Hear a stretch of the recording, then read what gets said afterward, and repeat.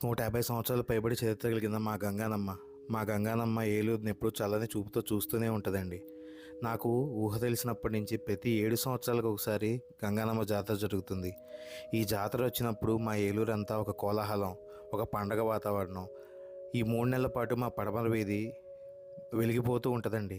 చుట్టాలు, పందిట్లు, అమ్మవారి ఊరేగింపులు అంతా కోలాహలంగా ఉంటుంది.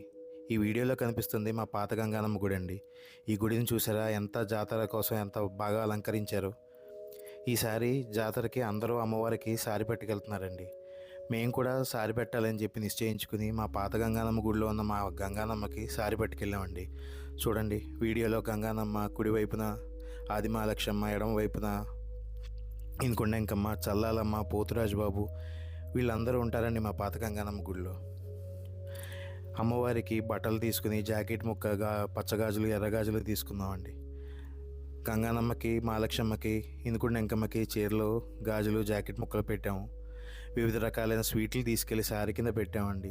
బూరెలు, సున్నుండలు, జిలేబీలు, జాంగ్రీలు, చలిమిడి వడపప్పు, బియ్యపిండితో చేసిన చలిమిడి, లడ్డూలు, మైసూర్పాక్, అలాగే ఇంట్లో నిష్టగా చేసిన పులిహార ఇవన్నీ తీసుకుని వెళ్ళి గంగానమ్మకి సారి కింద పెట్టి అమ్మ ఆరగించమ్మ అని చెప్పి దండం పెట్టుకున్నామండి. గంగానమ్మ మమ్మల్ని ఎప్పుడూ చల్లగా చూస్తుంది. ఇక మీద కూడా చల్లగా చూసి మమ్మల్ని క్షేమంగా చూడాలని కోరుకుంటున్నాను. అలాగే అందరికీ గంగానమ్మ ఆశీస్సులు ఉండాలని చెప్పి వేడుకుంటున్నాను.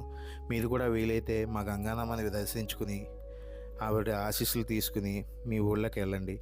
ఈ జాతర ఎంతో మహోన్నతమైందండి. ఇంకో 10 రోజుల్లో మా జాతర ముగింపుకు వస్తుంది.